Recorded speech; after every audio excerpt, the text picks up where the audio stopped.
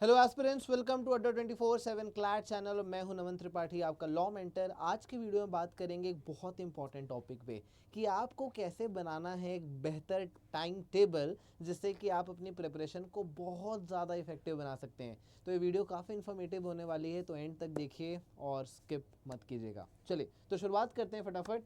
पहला जो सबसे इम्पॉर्टेंट चीज़ है वो ये है कि क्लैट एक हाईली कॉम्पिटिटिव एग्ज़ाम है और यहाँ पे आपको चाहिए कंसिस्टेंसी। तो अगर आप कंसिस्टेंट रह पा रहे हैं तो आप काफ़ी कुछ अचीव कर पाएंगे। जस्ट लाइक दिस पिंक गाय जो इस भीड़ से आगे निकल रहा है, क्यों? क्योंकि कंसिस्टेंट है, राइट। तो अगर आप अपनी स्पीड को कंसिस्टेंट रखते हैं, क्या होता है ना, कभी कभी लोग क्या करते हैं रेसिंग में, आप देखो एकदम एकदम तेज़ी से भागेंगे और तेज़ी से भागने के बाद क्या होता है, उसकी स्पीड स्लो हो जाती है। तो आपको कंसिस्टेंसी बनाना, ताकि आप अगर एक ही स्पीड पे भाग रहे हैं तो फिर अचानक से आप स्पीड कर सकते हैं जब समय आखिरी का आ चुका है तो, राइट। उससे क्या होती है, आपकी एनर्जी बहुत ज़्यादा कंजर्व होती है। ये जनरली रेसिंग में रेसर्स ऐसे ही करते हैं कि मतलब या तो उनकी जब वो भागते हैं, मैराथन होती है, तो या तो इतनी उनकी कैपेसिटी है कि वो इसी स्पीड में भाग रहे हैं, अदरवाइज वो अपनी स्पीड को कंसिस्टेंट रख के आखिरी में पुश देते हैं। तो ये गलती मत करिएगा कि शुरू में ही पुश दे दिया और फिर आखिरी में कुछ बचा ही नहीं। चलिए तो देखते हैं कि टाइम टेबल कैसे बनाना है। उसके लिए आपके लिए कुछ गाइडलाइंस हैं जिनको आपको ध्यान में रखना है, ठीक है। गाइडलाइंस क्या हैं? तो आपको देखना है कि आप सारे सब्जेक्ट्स को एक बैलेंस कवरेज दे पा रहे हो। अगर आप बैलेंस नहीं बना पाए ना सारे सब्जेक्ट में, तो कुछ में आप बहुत आगे निकल जाओगे, कुछ में आप पीछे रह जाओगे। तो वो गलती आपको नहीं करनी है, वो गलती आपको नहीं करनी है। उसके बाद क्या होगा, रिड्यूसिंग स्ट्रेस एंड प्रोक्रेस्टिनेशन। अधिकतर टाइम चला जाता है कि यार मैं क्या स्टार्ट करूं, मैं कैसे पढूं, मैं क्या क्या करूं। तो ये सारी चीज़ें आपको प्रॉब्लम क्रिएट करके देंगी, राइट। तो प्रोक्रेस्टिनेशन नहीं करना है और टाइम मैनेजमेंट को इफेक्टिव बनाना है। तो चलो देखते हैं कि आप कैसे कर सकते हो। तो अगर मान के चलो कि आप के पास मैं स्केड्यूल बना रहा हूँ उन बच्चों के लिए जो कि अभी क्लास 12th में हैं, ठीक है। तो मंडे से फ्राइडे तक का आपके पास टाइम है, 5 दिन का ही टाइम रखते हैं। सैटरडे संडे में आपको छुट्टी देना चाहता हूँ, लिबर्टी देना चाहता हूँ कि आप अपनी बाकी एक्टिविटीज़ पे फोकस करो। तो कंसीडरिंग दैट, तो हमारे पास कितने सब्जेक्ट्स हैं? हमारे पास 5 सब्जेक्ट्स हैं। तो starting from our English, and then we have GK, and then we have legal reasoning, and then we have critical reasoning, and we have quants. तो आप 5 सब्जेक्ट्स के लिए 5 दिन फिक्स कर दो। यानी आप हर मंडे को लीगल पढ़ोगे, sorry her Monday English, her Tuesday GK, her Wednesday legal, her Thursday CR and her Friday quants, right. तो ये आपका 5 दिन डिवाइड हो जाए फॉर द 5 सब्जेक्ट्स, ठीक है। अब आपको टाइम जो है फिक्स करना है। आपको यहाँ पे सब्जेक्ट के टॉपिक्स पिक करने हैं कि आप यहाँ पे वो कैब करने वाले हो। तो लेट से आपका मंडे फिक्स हो गया है, तो फॉर एग्जाम्पल कि आज है सेकेंड, ठीक है, सेकेंड, फिर आएगा 9th, ठीक है, 7-7 दिन का गैप होगा, फिर आएगा 16, फिर आएगा 23। तो ये आपका एक महीने में 4 हफ्ते हो गए। 4 हफ्ते के लिए आपको स्केड्यूल बनाने ना है कि भाई मैं इस हफ्ते क्या करने वाला हूँ, इस हफ्ते क्या करने वाला हूँ। तो जब आप वो कैब करके आप ईडीएम्स पे आ रहे हैं, ठीक है, लेट से आप ईडीएम्स करते हैं, तो ईडीएम्स करने से पहले एक बार वो कैब का रिवीजन कर लीजिएगा, बहुत ज़्यादा बेनिफिशियल होने वाला है। उसी प्रकार से जब आप जीके पढ़ रहे हैं तो जीके में भी आपको डिस्टिंग्विश करना है कि हो सकता है आप एक बारी आप नेशनल न्यूज़ पढ़ रहे हैं, आप एक वीक स्पोर्ट्स पढ़ लीजिए, आप एक वीक इकोनॉमिक्स पढ़ लीजिए, या एक वीक इंटरनेशनल न्यूज़ पढ़ लीजिए। तो like this you need to divide and study. जब आप स्टार्ट कर रहे हैं तो डिवाइड करना बहुत ज़्यादा ज़रूरी है। लाइकवाइज लीगल हो गया, लीगल में मे बी आप कॉन्स्टिट्यूशन से स्टार्ट कर सकते हैं, फिर आप कुछ थोड़ा सा कॉन्ट्रैक्ट का बेसिक्स पढ़ लीजिए।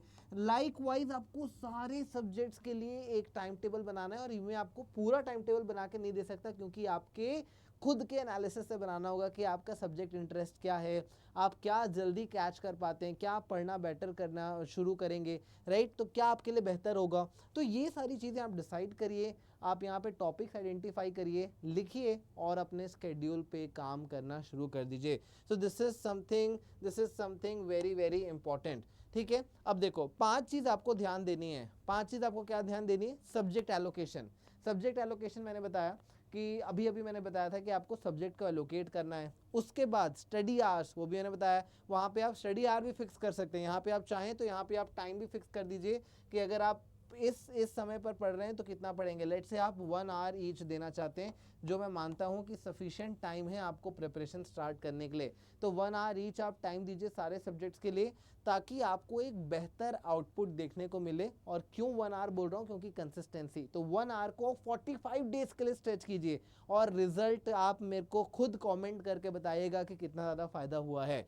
तो स्टडी आवर हमने फिक्स कर लिया और सब्जेक्ट एलोकेशन हमने फिक्स कर लिया। उसके बाद आता है हमारा मॉक टेस्ट। ठीक है, मॉक टेस्ट क्या है? मॉक टेस्ट होता है कि जब आपने चीज़ें पढ़ ली हैं तब उसको टेस्ट दो। टेस्ट देने से क्या होता है, जो आपने पढ़ा है ना उसका आपको एक असेसमेंट हो जाता है कि आपको याद है कि नहीं है। अगर नहीं है तो अगला स्टेप आता है आपका रिवीजन।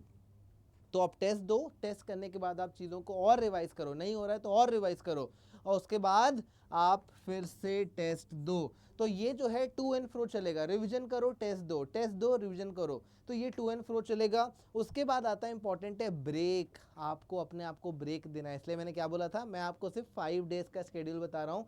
2 दिन आपको चिल करना है। अब चाहे वो 7 दिन में आप कोई भी 2 दिन ले लो, आप चाहे मंडे ट्यूसडे ले लो, मुझे फर्क नहीं पड़ता, लेकिन ऐसा रखो कि 5 डेज आप पढ़ो, 2 दिन अपने ब्रेन को थोड़ा सा रिलैक्स करो, ताकि आपकी प्रोडक्टिविटी मेंटेन रहे। तो दिस आर द 5 फैक्टर्स जो आपको एक अच्छा टाइम टेबल बनाने के लिए हेल्प करेंगे। तो ऐसा कि मैंने आपको कई बार अभी बता दिया शुरू से कि कंसिस्टेंसी इज द की। तो अगर आप कंसिस्टेंट नहीं रहेंगे ना, कि ये नहीं 1 घंटा नहीं मैं 3 घंटा पढ़ाई करूंगा, तो ये 3 घंटा कब तक चलेगा? 2 दिन या 3 दिन, फिर क्या होगा, एकदम से पढ़ाई बंद हो जाएगी। इसलिए मैं बोल रहा हूँ जोश में मत आना, 1 घंटे का टाइम रखो और डेली पढ़ो, कितना भी टाइम बचाओ लेकिन आप 1 घंटा पढ़ो। उससे क्या होगा कि आपका ब्रेन उसको रिकॉग्नाइज कर लेगा। हमारा ब्रेन पैटर्न्स पे चलता है। अगर आपने ब्रेन का पैटर्न सेट कर दिया ना कि 1 घंटा पढ़ना ही है, तो बेटा आप कभी भी टाइम निकाल लोगे, कभी भी। तो लोगों के जो बहाने होते हैं ना, सर मेरा तो बर्थडे पार्टी था, मेरे फिर घर में शादी थी, फिर गणपति पूजा थी, फिर दुर्गा पूजा आ गई, फिर क्रिसमस आ गया, फिर दिवाली आ गई, तो बेटा फंक्शन, सेलिब्रेशन, इवेंट्स चलते रहेंगे, लेकिन आपकी प्रिपरेशन नहीं रुकनी चाहिए।